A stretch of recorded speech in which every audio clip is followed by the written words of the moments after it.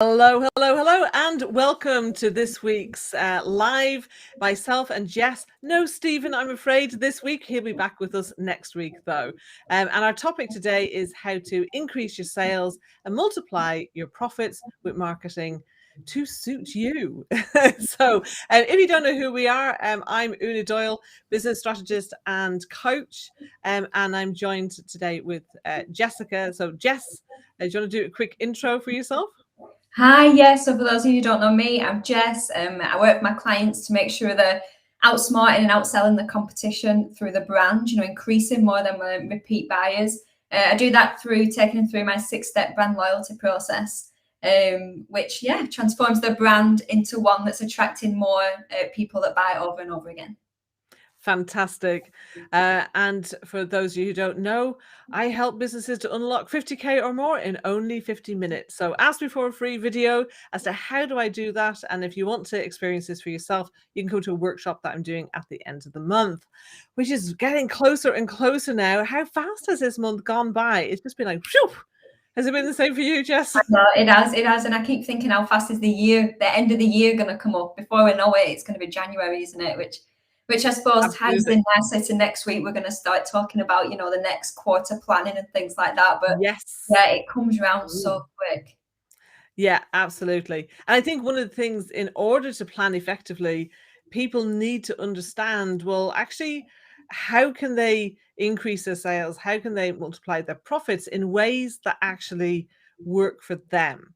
So what are the, like from a branding perspective, like what's your view on that? What do you think? Like, because I think a lot of people would assume that, as someone who's involved in consulting and designing around brands, that your focus would be very visual. Yeah. But I suppose the work that I do, and within the brand, it's all before that. So the visual is kind of like the aftermath of it. But again, it's really common that people think that because the visual side of it is the tangible stuff. It's the way when you go to a designer and you get a brochure designed, a logo designed, a website designed, whatever you're getting designed, that designed piece is the thing that you can touch, you can see, you can finally kind of see all the work in action. So it's very common that people kind of associate your brand with your visuals. But there's a lot to it in the background work. And it's a lot of the work that I work on with my clients to make sure that they are making the right decisions, not only for them, but for the brand, and seeing the brand as the business's persona, if you will, really bringing that to life. So yeah, it all starts up with finding out who that target audience is, who they're serving, but then it also comes down to the brand strengths, as well as you would with your personal strengths. What's your brand strength and how can you leverage that? So that there's very different aspects to it from a brand point of view. Yeah. Gotcha. And by the way, if you're watching this on the replay, put hashtag replay in the comments. If you're watching live, put hashtag live in the comments, and please feel free to ask some questions. We'll be happy to answer them for you. I'm just checking the comments here. And so Gillian saying, currently pulling together a marketing strategy together with my volunteers. So very apt for you, Gillian. I'm not sure if that was before now or if that was commented live. Let us know, Gillian, what are the challenges that you see in doing this? So yeah, one of the things I think happens a lot in business, especially for small and medium-sized business owners, is that there's so much information out there that promises a silver bullet. That is, if you just have this one thing, your business will be magically successful. And it's not just one thing. And as Jess has been talking about, quite often it's the foundations that make such a big difference. And I think one of the foundations is getting really clear on your natural strengths and the strength of any people that you have working with you as well. Whether they are, maybe they might be actual members of your team that are employed. They could be, subcontractors, freelancers, suppliers that you're working with as well. And just making sure that you are clear on what is it that you need to focus on, and what is it that you want other people to be doing so that everybody is in flow. So let me just quickly explain what do I mean by flow. So flow is a feeling, it's a state. You know, those times when you those times when you're just really on it. You know, sometimes people call it being in the zone, when you lose track of time, even what place you're in. And I think what's really important about flow, one is that you can be facing challenges, but you just have this inherent confidence that you can overcome those challenges. And people tend to be in flow when they are working with, when they're aligned with their natural strengths. And I think that is really, really important. In fact, I've had quite a few conversations this week so far. But one of the conversations I had was with a person who's a very creative individual, and they've been really struggling in terms of team, that they keep taking people on and then they leave them in the lurch. And this has happened a number of times. Okay. And I kind of call this the kind of the team cycle of doom, where companies, they expand and then they contract. And sometimes it's because the owners get fed up and they go, oh, I don't want to be managing people. And so they get rid of the people, or the people have messed up. Things weren't done the way that they wanted. They're not done to their standard. Or it can be that people kind of just keep leaving them in the lurch and they feel let down. And I think a big part of that is people not understanding their own flow and the flow of the people that they're working with, and putting the right structures in place. So if you think about the flow of a river, well, what stops the river just being spread too thin across the plains? It's the riverbanks. Okay, so it's actually having structures in place. And so understanding what has you and your team members in flow means you can put the appropriate structures in place that work for them. So, you know, how much interaction do they need? What kinds of tasks and activities or strategies are they going to be best at implementing? You know, how do they want to be managed? What kind of environment do they operate most successfully in? So understanding all those kinds of things means that you can create and build a high performing team. And that is what gives you real freedom. Whereas I think sometimes, especially creative people, think, oh no, if I have a team, then that's actually tying me down. But having a it's only tying you down if it's not a high performing team. If they're performing poorly, you're having to double check everything. You know, if you have things are having to be redone, or you're trying to mollify clients because there's been some mess up. Yeah, of course, that's not freedom. But having a high performing team is freedom. But there's a process to get there. I'm glad you're mentioning that. I'm glad you're talking about teamwork, because as well, building, like we were saying, with them foundations and that kind of having that foundations in place, you know, having your brand that's aligned, having them goals in place, them values, having that culture already created through your brand, you know, that you've had a lot of control over. Then as you introduce people, you're only going to attract the right people. You know, Google is a prime example of that. They've built this culture, and people will come from the other side of the world to work for Google, and they'll want to, and they'll thrive in that atmosphere, because that's what they align with. So again, kind of aligning that brand with what you want to do first, you know, and getting the right people on board, drawing in the right people before you jump into these quick fixes, these quick marketing strategies. Having that, you know, that foundation. It's like building a house, isn't it? You know, something that my past neighbor said to me. You know, she was like, you know, there's different stages to building the house. You've got the blueprint, you've got to do the framework, the foundations, the brickwork before you even start any of the decorating. So again, that's something similar with your business. You know, before you start designing brochures and, you know, designing your website and things like that, you need to make sure them foundations are set and that framework is set in the right way. So yeah, definitely. Yeah, it's you know, start with the end in mind for sure, but don't try and start at the end. You know, so you do want to get that clear picture. And I think quite often when people have staffing issues and team issues, they often don't have a clear vision, and they definitely don't seem to have a clear sense of purpose. Or maybe they did have that, but somehow they've lost sight of it. If you have if you can talk to your current or prospective team members about, why you do what you do, and then see what their reaction is. I've been using that. So I'm growing my team at the moment. And I interviewed somebody yesterday, and I'm not employing them. And a large reason why I'm not employing them is that they weren't excited by the vision and purpose of this company. And that's okay. They don't have to be. But if they want to work with me, then they do. So, I don't, because otherwise, like, I'm always going to be kind of going, come on, come on, come on, rather than like I got two other team members, who they love it, and they're energized and excited by it, and that's what you want. So I think even before you get into even the strategies, what's the purpose behind your business, and what's the vision that you have for it? Yeah. Checking in with that as well, because I'll admit, I'm a brand consultant. I do this for businesses, but even I kind of lost sight of my own purpose recently. And I've been doing activities to kind of bring myself back into why I'm doing what I'm doing.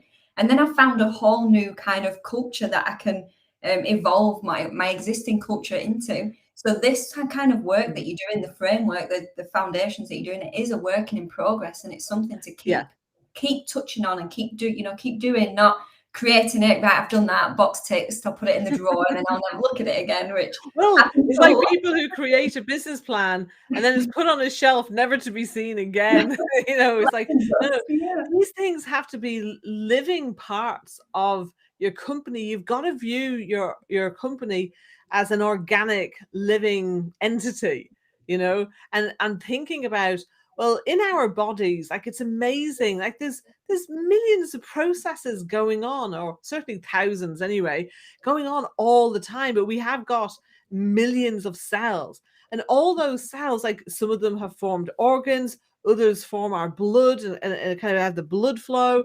We have all these different things going on, and they work together. So, and when disease happens is when things aren't working together, and it's exactly the same in our companies. So I've got something else as well. Sorry to kind of jump in there, but something that I learned the other week. So please, someone correct me if I'm wrong, because I'm not a biologist by any means. But it's kind of, I was listening to a book talking about how your brain works and how the body works. And she was talking about how your cells are constantly changing and kind of the dying, and then the new ones taking over, and there's that constant cycle. And she says after a certain amount of years, your whole body is a different body because it's got completely different cells in every part. So again, thinking of your business as that being, your business can change. You don't need to pigeonhole yourself into one purpose and stick for that for the rest of your life. Like your bodies do, your business can change and evolve and turn into something new in a few years. But having that guidance currently now is, what's going to get you there. Actually, I disagree. Right. So okay. I think, so here's my take on it and why. So the purpose of a company, what you do to fulfill that purpose will evolve over time. Okay, it's bound to. Audiences grow in sophistication, new technology comes along, you have different, people's lifestyles change. So there definitely will be change. But if that core purpose changes, then the chances are you need to have a new company with that other different purpose, because the purpose is the driving force of the company. So if that changes, then that whole driving force has changed. And actually, do you know what happens a lot of the time in mergers and acquisitions, and where companies are taken over by new people? They often do have a different purpose, and a lot of the people who were originally there, they're off because they're no longer aligned to what's actually, to why the company exists, and what they're really there to do. So lots can change, but in my experience and in my opinion, feel free to disagree, I think our purpose needs to be the same. Now, mine has evolved a bit, right? I think that there's a slight amount of evolution that can happen as you get more clarity. But in terms of like the the why is still there. I think it's just become more clear. And so I've actually articulated it slightly different now. So Asia's just saying, that's really interesting. Yes, yeah, you're right. So Asia's saying, I believe our perspective changes every 5 to 7 years in how we view the world. Sure. They call it Absolutely. a 7-year itch, don't they? It's a 7-year itch where they're not in the kind of career world and mindset. It's the 7-year itch where you want to move on to the next best thing. But yeah, it'd be interesting to maybe hear if anyone has felt like that their purpose has evolved or changed completely and how that has impacted the business. Because I do kind of agree with that part of what you said, Una, in a sense of once the purpose changed, the whole business changed. So you're not necessarily the same business. But it's interesting to see how over 10, 20, 30 years, how that purpose has kept evolving over time, to look at it back at the beginning to where maybe they're currently now. If anyone does have any experience with that, then please, know. Well, actually, I can share a little bit of that myself, because when I first set up coaching, I was a life coach.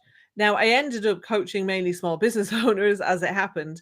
But very much I was, the purpose of the company was about helping people to experience the kind of growth in confidence that I had experienced. So, and in fact, I even called myself Confidence Gets Results. But I made a lot of business mistakes because I didn't know what I know now and what I help my clients with now. And so that evolved into a new business eventually, where, called Creative Flow. And so there I had a very tightly defined audience of, that I primarily serve creative people, often in creative services, but sometimes they're not a creative personality, but they're in a creative industry. Sometimes they're not either, but they still want what I have to offer. But the core focus of what I do is about helping creatives, and very much, the helping people to feel empowered and to be happier in themselves and to change, to have better mindsets is still a big part of what I do. And in fact, I've got the word empowering, in my purpose statement. And it's still creatives, but it's more about impact. Okay, so it's not just about profits, it's about what's the impact that people are making. So I guess it's probably gone from, and this probably reflects some of where I was, because I was so kind of, whoa, this whole world of personal development, it's amazing. I want to work in this world. I trained as a coach. I set up in business. And then I learned a lot of other things, So, so I think there are threads that have pulled through that evolution. But actually, if you look at what I do now compared to what I did then, there's elements of that purpose in my purpose. My purpose now is much more about, okay, I get to make a bigger impact on the world by helping all of my clients to make a bigger impact on the world. How do we do that? I help them to be in flow. I help them to be profitable. And I work with people who want to make a bigger impact in the world. So, yeah, that's, I guess, I don't know. What's your thoughts on what I just shared there, Jess? I love how it's grown, and I relate to that as well. It was only last night I was talking to Dan about this as well, and we were talking about elevator pitches. Really, it's a very interesting conversation that we have at the dinner table. We were talking about marketing. We were talking about making an impression when you're out networking, and kind of experiences that we've had with other people making an impression, and that kind of, when you said making an impact on the world, that really kind of triggered that conversation, because you it's interesting how your purpose and how kind of your vision can evolve into something such bigger than you ever imagined it initially. My purpose, I was trying to think back as you were speaking to how mine has changed much. And, my background has been heavily in graphic design, and there's always been that element of making an impact and connecting with people, which is still a huge part of what I do today. So it is relevant. But what I do today is more about how I can impact the world through helping brands impact other people's lives. How can I make my reach wider? And it's it's just, as you were saying, then things were coming out on how big our visions can get as we kind of evolve our purpose along the way. And I guess I had to grow I think in those days, there was probably a large element of me being very self-focused because I was going through such a journey at that time. So it was, I could only kind of see and experience kind of where I was at that time. So now, years on, like that was back in 2003 when I first set up. So, that's what's that? How many years ago was that? It's a lot anyway. It's going to be near 20 years ago. 17, 18 years ago. It makes me feel quite old, but never mind. Nothing makes me feel old. So yeah, that's the thing, is that now I see myself more as empowering and facilitating others making that impact. I think it's a lot less about me, probably. Yeah. Asia's saying something interesting. So she's saying that she's been in education for 13 years and her purpose is changing from helping students and making a difference to them to now wanting to help businesses. And I've gained so much that time in terms of skills and experience. Let me just read the rest of it because it's not showing up, which I can utilize in my business. And then she's apologizing for the essay. Yeah, hit return. I can only show so much on the screen. But yeah, no, no need to apologize. That's fine. So great, and I think that's the thing. Nothing is wasted. Whatever we have done in our lives, it always shows up somewhere, I think, when we hit our stride, when we feel that we're, in flow, we're on purpose, and, and heading in the direction that we want to be heading, then quite often I think we can look back and play join the dots, right? Hey, I'm wearing the right dress for this statement, right? So you can join the dots, like what are the things? Oh, I did this thing and I did this thing and I did that thing. I have no idea why I did this thing over here. And then all of a sudden you're like, oh, actually, in that situation, I learned a particular lesson, or actually I got a skill from that has actually turned out to be really valuable now. Who'd have thought? So things like that can happen for sure. Listen, we've gone slightly off track. Imagine that, like as if that would ever happen. So we've gone slightly off track in terms of looking at marketing to suit you. But just to bring it back on track, what we're really talking about is get your foundations right, get really clear on your purpose and vision, and ensure that you're using the best strategies for you. So if you imagine, so some of you might have seen that I do the Ignition personality profiling. And so we have, if you imagine a compass, and we have kind of 4 different fuels. If you think about going on a journey, then we get into a vehicle, we turn our key in the ignition, and the fuel is sparked, sets it alight, and that gets the engine going, and you get to move towards the direction you want to be in. So this is the kind of the story, behind this profiling tool. And so the people who have the fuel in the north of the compass, the Nova fuel people, they're the ones who are very creative, big picture thinkers, not always so great with the detail, tend to move very, very fast, think fast. Sometimes they act too fast. In contrast, the people in the south, those with a lot of sensational fuel, they're the ones who are more grounded, very detail focused, very good at timing. Whereas the people with a lot of Nova fuel, they're all about innovation. Okay. And then in the West, we have those who have a lot of wise fuel. Okay. These are the people who tend to be more introverted, who tend to be more analytical, a bit risk averse, but amazing at looking at data and understanding what needs to be done or not done, and how to optimize and maximize everything. Not always so great at the kind of making change. They tend to be a bit averse to that. And the sensational people, I didn't say the challenge they have, they're often can get bogged down in the detail with it. Okay, so we can see we got north and south. We talked about west, so let's talk about the east, which is exuberant. And these are the people who tend to be more extroverted. It's all about people. If it hasn't got a beating heart, they're not interested. So there's actually 8 profiles around this, and understanding what is your profile, your primary profile. We all have, a little bit of other bits. That can help you to understand like how to structure your business. Like, is your business model even the best for you?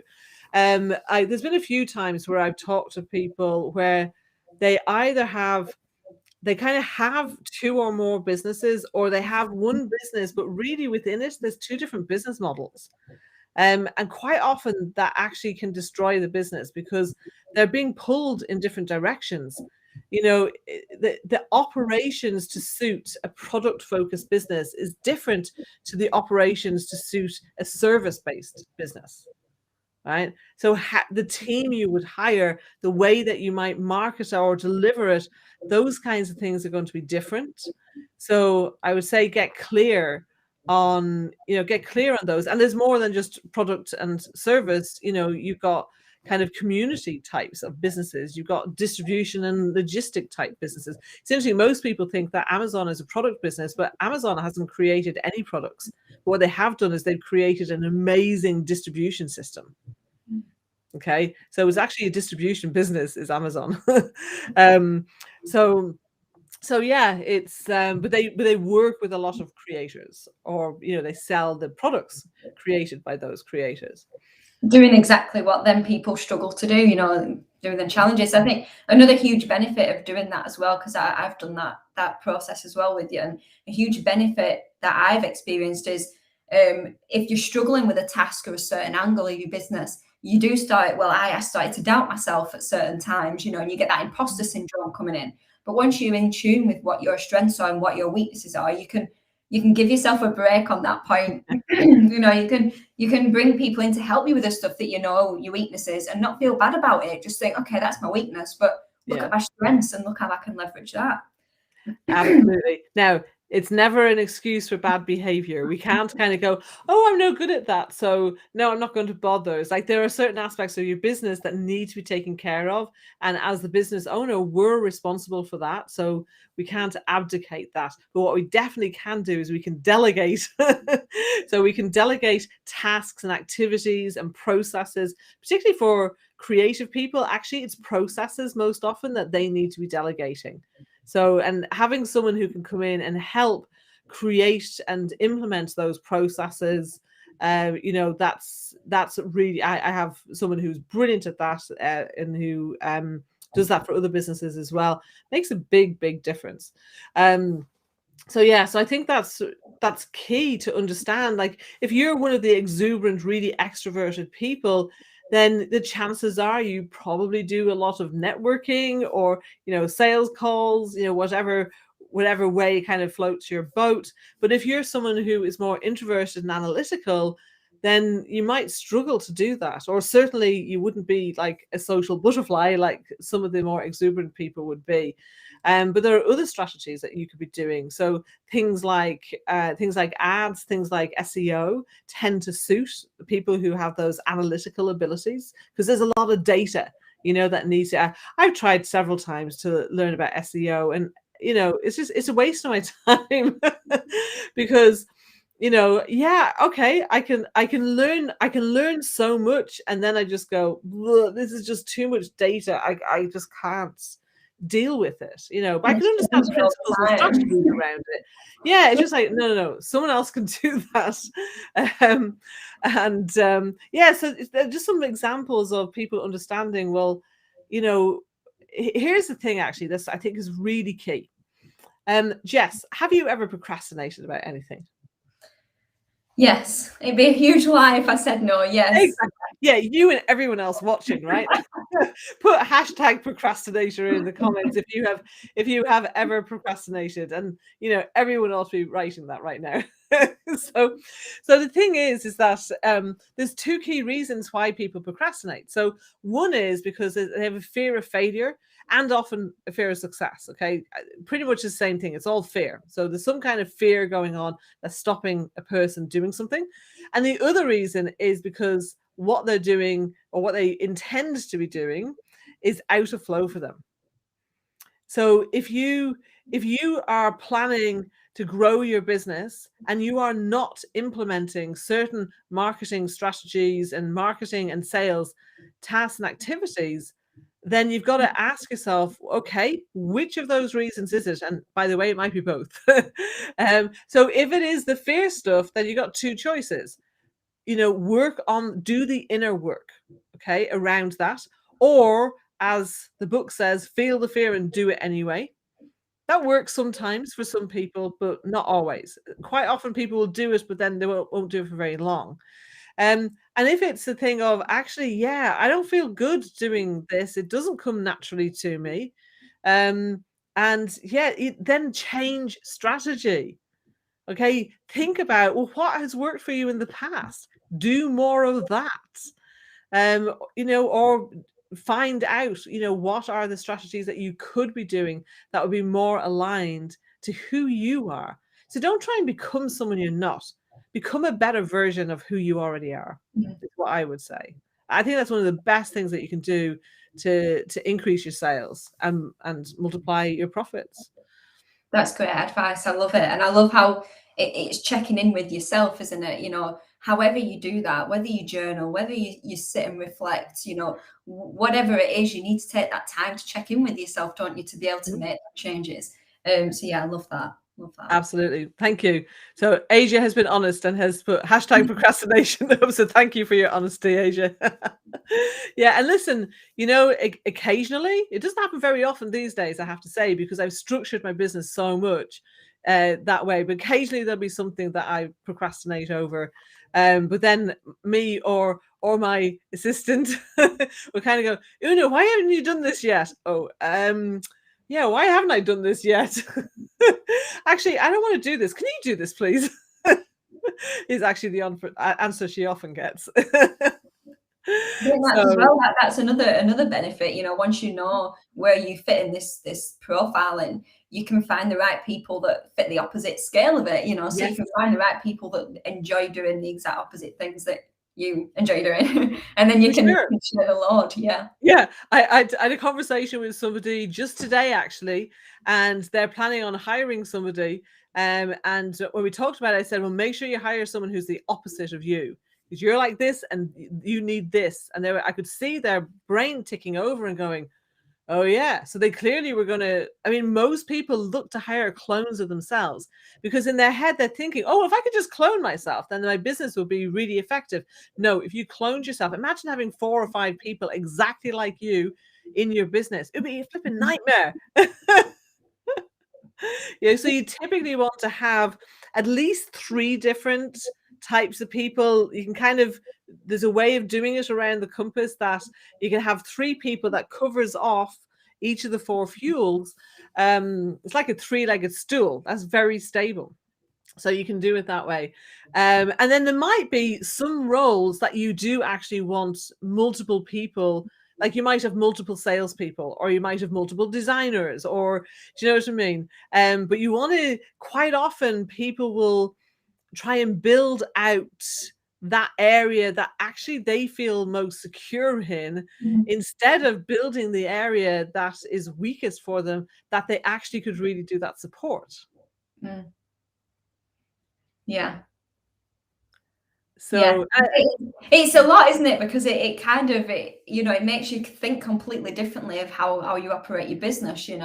Like it takes a while to sink in as well sometimes, doesn't it? When you're going through this process and you kind of you're taking in this information, and that is probably why a lot of businesses go to these quick fixes for marketing and think, oh, okay, I can spend so much a month on ads and get this in return, because there's none of that deep diving into yourself and your business. But even, them things, they might give you sales within that month, 3 months, whatever that return is. But on a long-term scale of things, it's not. And another kind of panic where people do to kind of avoid everything that we've been talking about is reducing the price. And I know you spoke about this as well, Una, in some of your speaking gigs that you do, but people automatically go to reducing the price, whether that is a service-based business reducing their value, or whether it's a product, 50% off, 20% off, just to compete with people. And again, that's such a quick fix, which might get you a few sales now,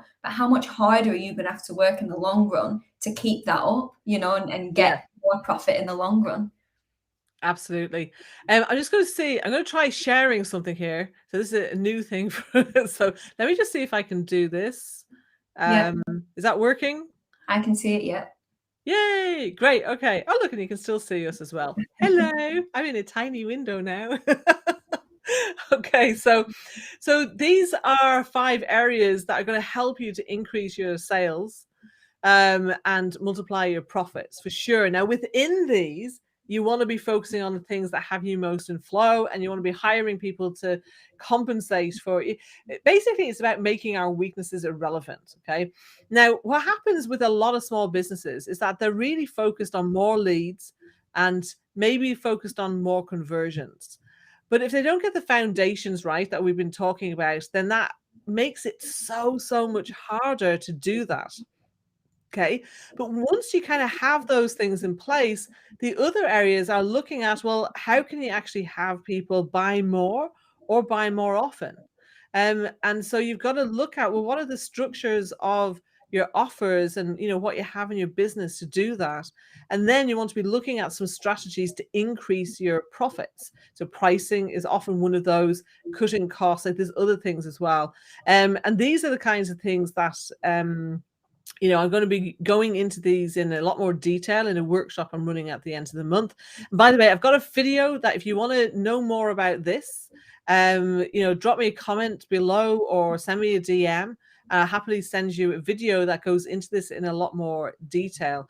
But I just thought I would share those just as a kind of, well, actually, here's some practical things to look at. I think we've been talking a lot, unsurprisingly for two creative people, talking quite theoretically and a bit more kind of broad spectrum. I just want to give people some practical things to kind of go, oh yeah, okay, so what could I do with my pricing? What could I do with, how could I get people to buy more often? What could I do to increase my conversions? What foundations am I missing? That's a hard one, I think, for people to see for themselves. But think about it, write it down, journal it, talk to somebody about it. It doesn't have to be us, but talk to somebody about those things. I think we all need that printed on our wall, don't we? We all need it in the background and have, some notes next to each one, what we enjoy doing for each aspect, and remind we're doing it on a daily basis. Yeah, exactly. I mean, sometimes there are people who it's really interesting because I work with a lot of service-based companies. And so you can have people who are saying, well, I don't enjoy doing sales. A lot of the time they don't enjoy it because they've been taught sleazy sales tactics that don't tend to work very well anyway. In fact, it was really interesting. I had a conversation with someone this week who they actually had arranged to meet me and then they cancelled it because we were just having a one-to-one, but they'd had other coaches and other types of providers that had booked one-to-ones with them and then done high pressure sales with them. I was just like, oh no. It's like, no, that's not what we're about. And typically when people do high pressure sales, people just cancel on them anyway. It doesn't work. They get huge refund rates or people canceling, or they're just actually they're not committed. So even if they did kind of carry through, you're never going to get the best results. So I think there's I think when you put the right foundations in place, you have great offers that people actually want. When you've got the right sales process in place, then sales ought to be just having a conversation. It ought to feel natural and never feel sleazy. And if you still don't enjoy that, then the whole conversation thing is probably out of flow for you. And why not hire someone else to do it? So Stephen, who's normally here, he does cold calling and appointment setting, and actually he's he's been in sales for over 20 years. So you can hire him or somebody like him to do it for you. But actually, you want to make sure you have something that works. And I think that's the other thing, actually. Here's another tip for you. Don't try and scale before you have something that works. Which talks to a lot of the Nova-fueled creative that want to run ahead with the next big idea. And yeah, exactly. I found myself confessing to somebody earlier today that, when I was first in business, I would have an idea and I'd rush into it because I was so excited. Oh God, this idea, right? I'm going to do this. And so I would start it, but I didn't plan it out. I didn't look at, well, what might go wrong and what can I do to mitigate that? And so I would, I would just fire off, and I'd get some results most of the time, but nothing ever worked the way I wanted it to. So what was my response? Oh, no problem. Got 10 more ideas where that came from. Very different to how I operate now. So now I will actually plan things and it can still be exciting. In fact, it's even more exciting when things work. you have more fun, and then you're like, okay, how can I improve this? How can I make it work better? And I think sometimes, and I know I certainly felt this, back in the early days, that if I was to kind of be more focused, and have more structure built into my business and have plans and things like that, I think I felt like that was going to take some of the fun out of it. But actually, there's no fun in constantly being like a moth banging against the window trying to get out. It's like you get a headache. It's not fun. It's so much better to actually, evaluate ideas and pick the best one for today. The best one for right now, given the size of your company, the resources that you have, what has you in or out of flow, where you want to be taking the company to, and kind of go, okay, well, actually, look, taking all of those things into mind, this is probably the best strategy for me to go with. Okay, what's the best way for me to implement it? Let me plan it out. Let me set some objectives and understand, well, how will I know if this even worked? So thinking about all those kinds of things ahead of time will make a massive, massive difference. For me, that's where quarterly plans really kind of fit in well. Yeah. Because I always know when my quarter's coming to an end, because I start to feel that kind of pull towards these new ideas. I start to my structure a little bit, and I start to think of, what's the brightest next best thing I can do. And it is always maybe, just a week or two before I'm due to look back at them 30 days at the next quarter. And yeah, that's just the key of that. So obviously we'll go into a lot more detail of that next week. But yeah, just keep checking in. Absolutely. Whilst we're talking about practical tips, there's 3 things that I'd love to share with you. So Great. one of them is, as we were talking about strengths, we were talking about personality strengths, looking at what's right for you. But how can you spin that onto your business? So thinking about what's your business strength. So the way that I work that out with my clients is, again, as you have 4, I've got 4 kind of strengths, so you can choose from one of them. Or we kind of do some work to see which one fits for your business. So you've got a price could be a strength for a business, the story, the consumer, or the product. So there are 4 different strengths. So once you've anchored against that one strength, we can look at what's best to deliver that. How can you leverage that? How can you capitalize on that strength? So a quick example is, if your strength is your product, earned media, PR, things like that, that is really good for getting that product across. But then also when you say you've got product as your strength, kind of a good example to go with, actually, because when your product is your strength, you're talking a lot about the functionalities of that product or of that service. You talk about the features, the quality of it. And you need to spin that into emotional language as well to be able to connect with people. So then you think, okay, we need a good copywriter on board. We need to look at our language. We need to look at our content. So there's 2 strategies for a business that could have the quality of the product as their strength. So finding out your strength of your business is crucial as well. The second one is looking at what part of your customer journey do you want to nurture the most? Where can you add more of an impact? Because your customers hanging out in different places at different times of the journey. So if you want to nurture that starting, the start of the journey when they're still unaware of what you are, but they want to become familiar of who you are, then maybe social media, maybe networking, maybe that is the way forward. Compared to if they've already purchased and you want them to repeat that purchase, then they're hanging out in different places. So looking at what part of the journey you want to impact the most is key as well. And the last one that I want to quickly share with you is looking at where your business is at as well, the situation your business is in. So you've got, from the other ends of the scale, you've got a startup up to kind of power player, you know, the big brands owning the market, if you will. Where do you fit on that line, and what is the right next step for you? So again, that's something else that I work on with my clients. You know, we've got to look at obviously the end goal, what we've been talking about, but what is that little next step to get them forward? So they're just 3 things that I'd love to show you on how, you know, to get your brand out there. And again, in more of a practical way than what we've been speaking very holistically.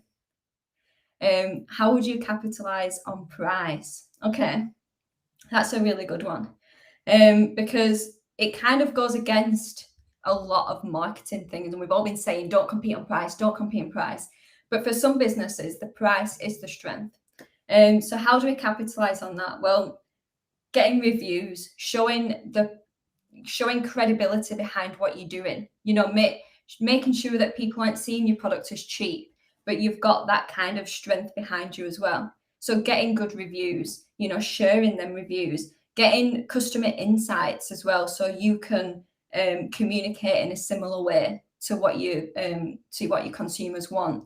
And getting insights on an emotional level, so picking out them emotional words so you can speak in that language as well.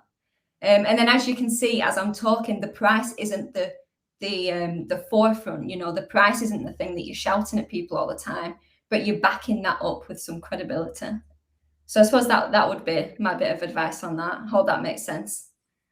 What do you think? Yeah, it's really interesting actually, because it actually makes me think of my PR days when I was working in agency life over in Leeds, and we had this particular customer.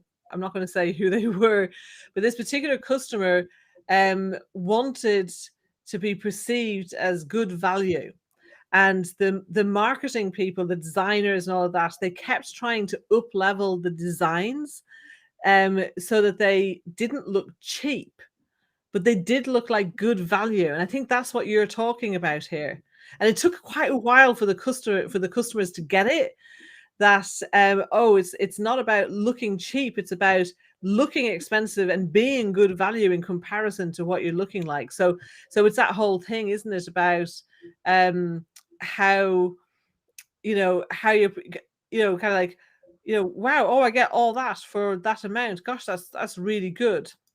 Now, obviously, it needs to be not unbelievably good. Otherwise, people will be like, yeah, that sounds a bit too good to be true, that. And I hit that sometimes with my 50K in 50 minutes. That's one of the reasons why I have that video. I show people how it's possible to achieve these kinds of numbers, because, it's easy to get that skepticism.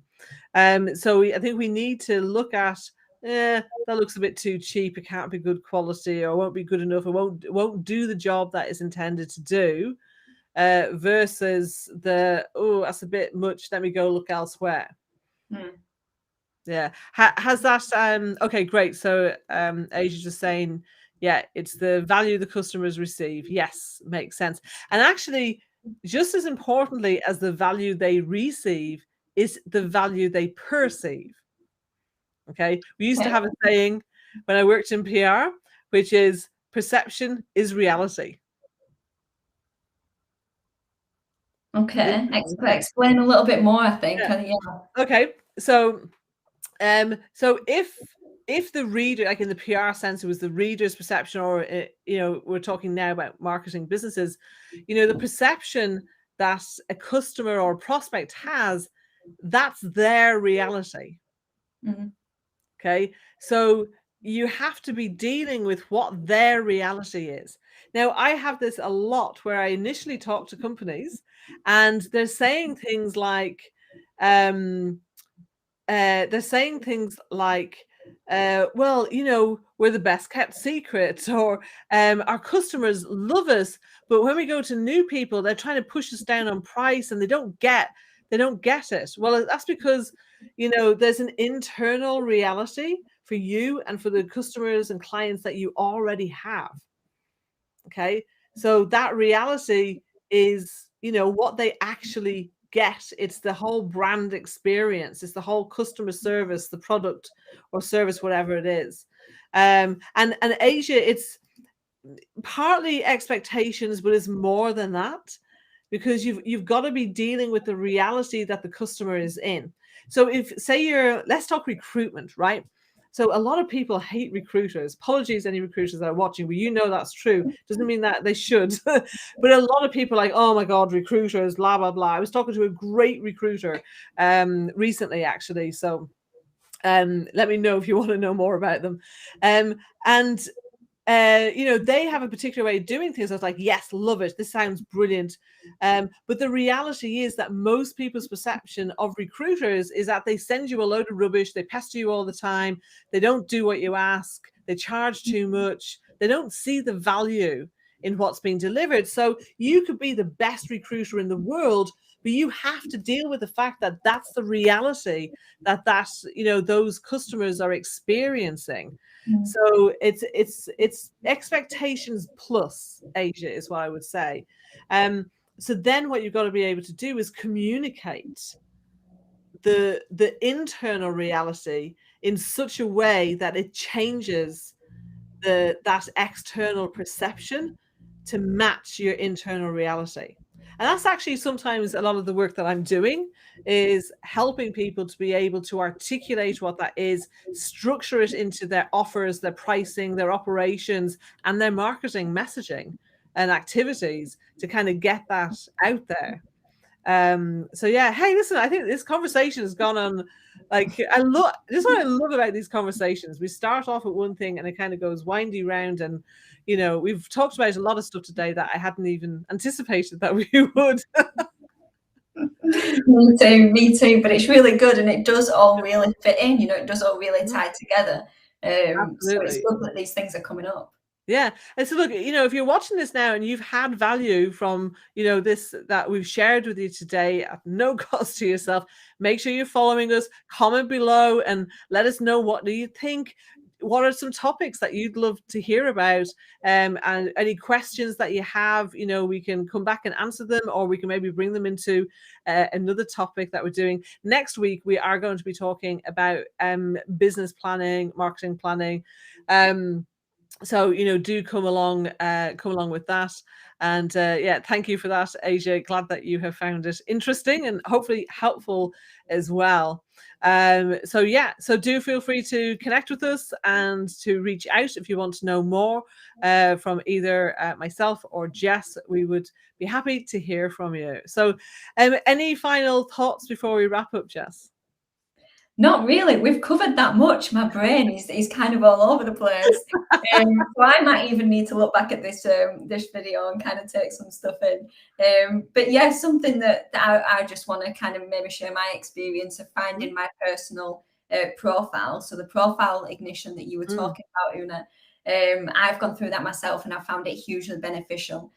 So that is just maybe a bit of advice or something that I'd love people to explore themselves.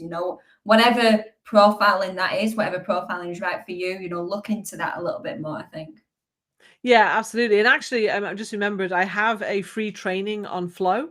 If anyone wants that, let me know. I'll go and grab the link and pop it in the comments so people can go and get that as well. So another comment from Asia: emotional intelligence is also key, so we can hear and appreciate others' reality. Very true. I would agree with that. I think it's no accident that the people who are often really great at sales, are great at enrolling clients and customers, they do have high emotional intelligence. They're very good listeners. So yeah, great point there. Thank you for that, Asia. Okay, I think for me, I've just really enjoyed this conversation. And I think the one thing that I probably would just like to reiterate is, however you do it, make sure to get those foundations in place, because it's like trying to build a house without foundations. It's going to start sinking, and cracks are going to start appearing in the walls, and it just makes life harder when you don't have those foundations in place. It's amazing how much easier things get and how much faster you can move. Okay, so here's another thing I often say, especially to creatives: sometimes you need to slow down in order to be able to speed up. Yeah, I'm one of them as well, definitely.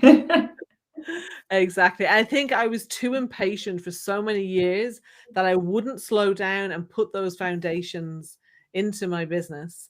And I paid the price for that. And I don't want you to be doing that. So if that's you, you know, take the time, you know, put some time into working on your business, however you choose to do that. Because it's so easy to get caught up in the day-to-day. Yeah, great advice. Yeah. Yeah, final thoughts for me. Right, we'll be back same time next week. Me, Jess, and joined by Stephen as well. And we're going to be talking business planning. So we look forward to seeing you there. Feel free to drop any comments, questions, topic ideas in the comments. We'd love to hear from you. See you next week. Bye for now. Bye.